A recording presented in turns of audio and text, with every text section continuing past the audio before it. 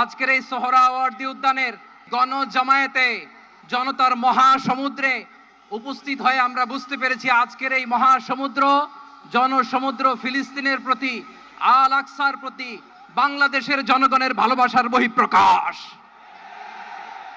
আমরা আজকে সংহতি প্রকাশ করব আমাদের মুসলিম ভাইদের উদ্দেশ্যে।